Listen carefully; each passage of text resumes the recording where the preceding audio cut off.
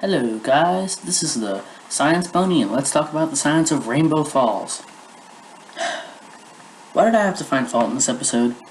I really loved it for two reasons. One, because I'm currently reading Life and Times of a Winning Pony, and it gives me appreciation for Cloudkicker standing there behind Rainbow, and the other reason is character development. Well, sort of, but not for who you'd think. And before I get all fanboy and start saying what I like, I want to start with what's not so good. The first thing, unfortunately, is Pinkie. What was wrong with Pinkie, some might ask? Well, she lacked a brain or a soul.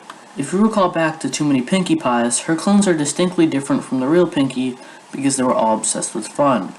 I saw no difference between that Pinkie now and the clones in Too Many Pinkies.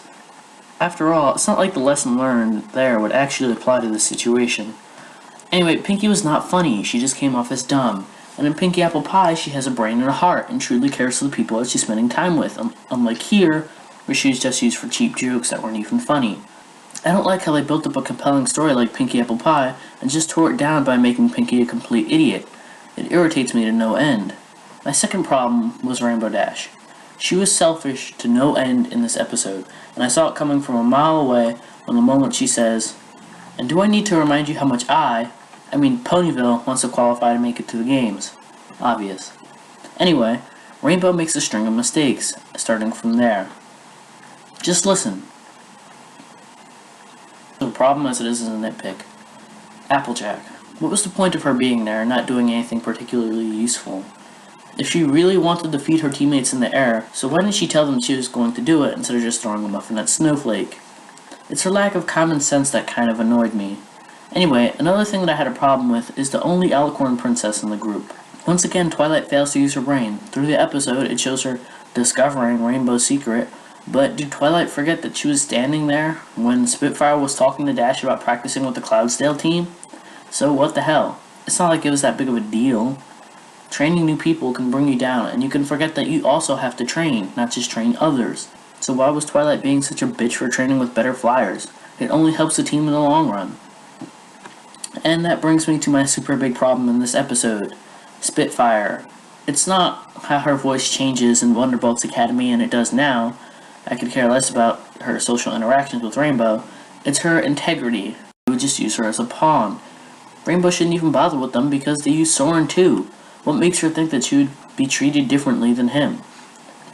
What a manipulative pony. I might say even worse than that pony in Rarity Takes Manhattan.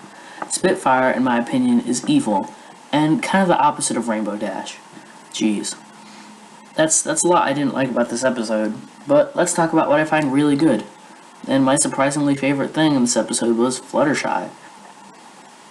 Though Shy is in her name, I hate her for being so passive and not willing to talk to other ponies, or her being afraid to even look at some pony else like in the very first episode. But here, she is so enthusiastic and she talks to Soren and isn't some passive useless lump and just sits there and doesn't talk to any pony else. What I like her most about this episode is her continuity. In Hurricane Fluttershy, it shows her conquering her fear of flying in front of other ponies, but in this episode, it still shows her flying fearlessly, not shutting herself out.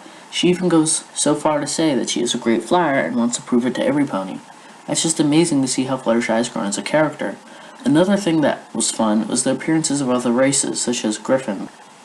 But it would have been nice to see the Crystal Ponies there since the Equestria Games are going to be held in the Crystal Empire. So why are there no Crystal Ponies to represent their team at the games? And are there no Crystal Pegasi? Whatever.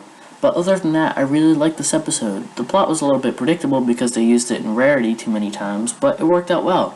And I really love Soren. He's just goofy. He's just funny. But the part that I like best about this episode is Derpy.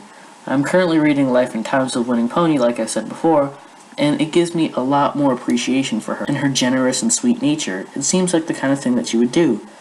Anyway, she totally stole the show. That pretty much wraps up what I like about this episode. So, this is the Science Pony, and I'll see you guys later.